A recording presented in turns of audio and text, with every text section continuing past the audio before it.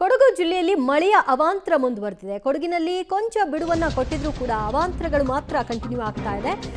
ರಸ್ತೆ ಮೇಲೆ ಹರಿದು ಬರ್ತಾ ಇದೆ 5 ಅಡಿಯಷ್ಟು ನೀರು. ಕಾವೇರಿ ನದಿ ನೀರಿನ ಹರಿವು ಕೂಡ 5 ಅಡಿ ಎತ್ತರದಲ್ಲಿದೆ. ಕಲ್ಲು ಮೊಟ್ಟೆ ಚರಿಯ ಪದರು ನಡುವಿನ ಸಂಪರ್ಕ ಕೂಡ ಕಡಿತವಾಗಿದೆ. ಸಂಪರ್ಕ ಸಾಧ್ಯವಾಗ್ತಿಲ್ಲ.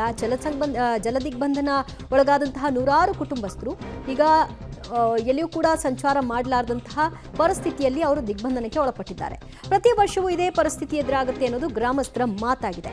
ಮಳೆ ಸ್ವಲ್ಪ ಕಡಿಮೆ ಆಗಿದೆ, ಆದರೆ ಪ್ರವಾಹ ಸೃಷ್ಟಿಯಾಗಿರುವಂತಹ ಹಿನ್ನೆಲೆಯಲ್ಲಿ ಆ ನೀರಿನ ಪ್ರಮಾಣ ತಗ್ಗಬೇಕು. ಅದಾದ ನಂತರದಲ್ಲೇ ಜನರ ಓಡಾಟಕ್ಕೆ ಎಲ್ಲದಕ್ಕೂ ಕೂಡ ವ್ಯವಸ್ಥೆ ಆಗುತ್ತೆ. ಸದ್ಯ ಮತ್ತೆ ಮಳೆ ಆದರೆ ಪರಿಸ್ಥಿತಿ ಎಂದಿನಂತೆ ಇರುತ್ತೆ. ಈಗ ಕೊಂಚ ಬಿಡುವು ಕೊಟ್ಟಿದ್ರಿಂದ ಸ್ವಲ್ಪ ಸುಧಾರಿಸಿಕೊಳ್ಳಬಹುದಾದಂತಹ ಸನ್ನಿವೇಶ ಕಾಣಿಸ್ತಾ ಇದೆ, ಆದರೆ ಪ್ರವಾಹ ತಗ್ಗಬೇಕಾಗಿದೆ.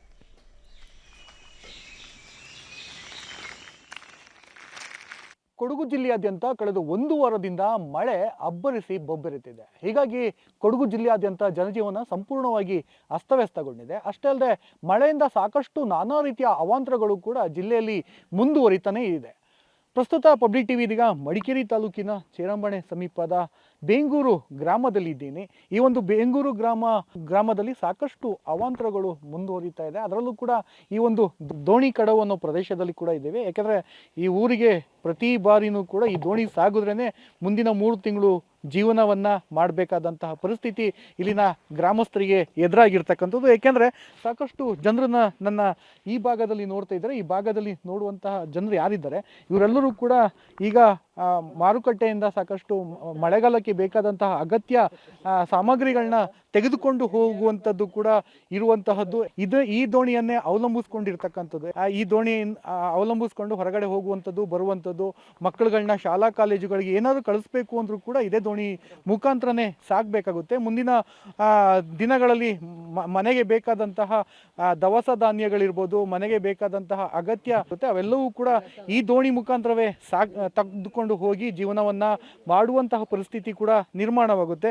ಬನ್ನಿ ಈ ದೋಣಿಯಲ್ಲೇ ಸಾಗಿ ಇಲ್ಲಿನ ಪ್ರಸ್ತುತ ಸನ್ನಿವೇಶ ಯಾವ ರೀತಿ ಇದೆ ಅನ್ನೋದನ್ನ ನಿಮ್ಮ ಪಬ್ಲಿಕ್ ಟಿವಿ ಕೂಡ ತೋರಿಸುವಂತಹ ಒಂದು ಸಣ್ಣ ಪ್ರಯತ್ನವನ್ನು ಕೂಡ ನಾವು ಮಾಡ್ತೀವಿ. ನಾವು ಕೂಡ ಈ ಒಂದು ದೋಣಿಯಲ್ಲಿ ಸಾಗ್ತಾ ಇದ್ದೀವಿ. ಈ ದೋಣಿಗೆ ಒಂದಷ್ಟು ಲೈಫ್ ಜಾಕೆಟ್ ಕೂಡ ಹಾಕ್ಕೊಂಡೇ ತೆರಳಬೇಕಾಗುತ್ತೆ. ಯಾಕಂದರೆ ಭಯದಲ್ಲೇ ತೆರಳುವಂಥ ಪರಿಸ್ಥಿತಿ ಕೂಡ ನಿರ್ಮಾಣವಾಗುತ್ತೆ ಅಂತಲೇ ಹೇಳ್ಬೋದು. ಈ ಒಂದು ದೋಣಿಗೆ ನಾವು ಕೂಡ ಹೋಗಿ ವಾಸ್ತವಾಂಶವನ್ನು ತಿಳಿಸುವಂಥ ಪ್ರಯತ್ನವನ್ನು ಮಾಡ್ತೇವೆ. ಇದೀಗ ಈ ಗ್ರಾಮದ ದೋಣಿ ಕಡವು ಗ್ರಾಮಕ್ಕೆ ನಾವು ತೆರಳುತ್ತಾ ಇದ್ದೇವೆ. ಇದೀಗ ದೋಣಿ ಹತ್ತೆ ಆ ಊರಿಗೆ ಸಾಗಬೇಕಾದಂತಹ ಪರಿಸ್ಥಿತಿ ಕೂಡ ನಿರ್ಮಾಣವಾಗಿದೆ. ನಾವೇನೋ ಈ ದೋಣಿಯಲ್ಲಿ ಹತ್ಕೊಂಡು ಸಾಗ್ತಾ ಇದ್ದೀವಿ. ಇಲ್ಲಿ ಒಂದು ರೀತಿ ದೋಣಿ ಕೂಡ ಇನ್ಬ್ಯಾಲೆನ್ಸ್, ಸರಿಯಾದಂತಹ ಬ್ಯಾಲೆನ್ಸ್ನಲ್ಲೂ ಹೋಗ್ತಾ ಇಲ್ಲ. ಒಂದು ರೀತಿ ಭಯದ ವಾತಾವರಣದಲ್ಲೇ ನಾವೇ ಈ ರೀತಿ ಹೋಗ್ತಿದ್ದೀವಿ. ಅದರಲ್ಲೂ ಕೂಡ ಗ್ರಾಮಸ್ಥರಿಗೆ ಒಂದು ರೀತಿ ಭಯ ಕೂಡ. ಪ್ರತಿ ಮಳೆಗಾಲ ಬಂದಂತಹ ಸಂದರ್ಭದಲ್ಲಿ ಕೂಡ ಈ ಒಂದು ಜೀವದ ಹಂಗನ್ನು ತೊರೆದು ಈ ಒಂದು ದೋಣಿಯಲ್ಲೇ ಸಾಗಬೇಕಾಗುತ್ತೆ. ಸುಮಾರು 100ಕ್ಕೂ ಅಧಿಕ ಕುಟುಂಬ ವಾಸವಿದೆ.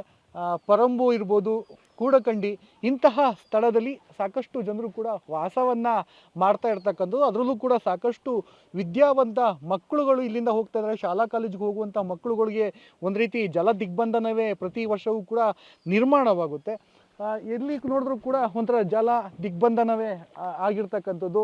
ರಸ್ತೆ ಯಾವುದು, ಊರು ಯಾವುದು, ಯಾವ ಮಾರ್ಗದಲ್ಲಿ ಹೋಗಬೇಕು ಅನ್ನೋದು ಕೂಡ ಗೊತ್ತಾಗಲ್ಲ. ಇಲ್ಲಿರ್ತಕ್ಕಂಥ ನಾವಿಕರು ಕೂಡ ಒಂದು ಅಂದಾಜಿನಲ್ಲಿ ಈ ದೋಣಿಯನ್ನು ಚಾಲನೆ ಮಾಡ್ತಾ ಇರ್ತಕ್ಕಂಥದ್ದು ಕೂಡ ನಾವಿಲ್ಲಿ ನೋಡ್ಬೋದು. ನೀವು ಆ ಭಾಗದಲ್ಲಿ ನೋಡಿದ್ರೆ ಅದು ಹಳೆಯ ದೋಣಿ ಅಂತ ಅನಿಸುತ್ತೆ.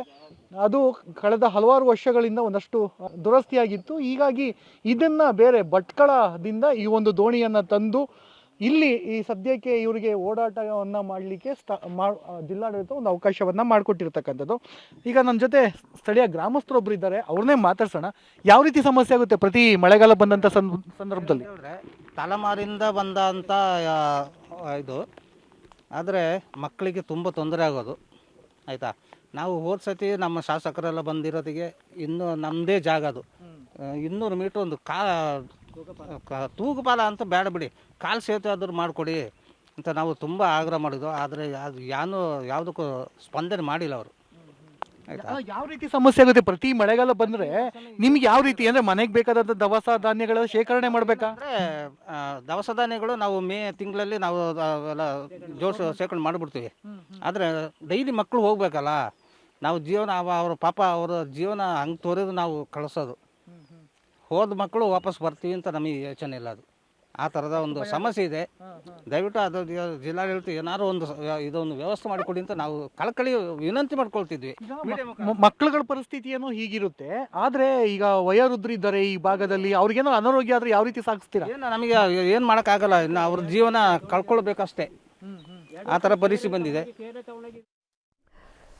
ಸೊ ಇದು ಕೊಡಗು ಭಾಗದ ಜನರ ಪರಿಸ್ಥಿತಿಯಾಗಿದೆ. ಸದ್ಯ ಮಳೆ ಬಂದಾಗೆಲ್ಲ ನಾವು ದೋಣಿಯನ್ನು ಆಶ್ರಯಿಸಿ ಸಂಚಾರವನ್ನು ಮಾಡಬೇಕಾಗಿದೆ.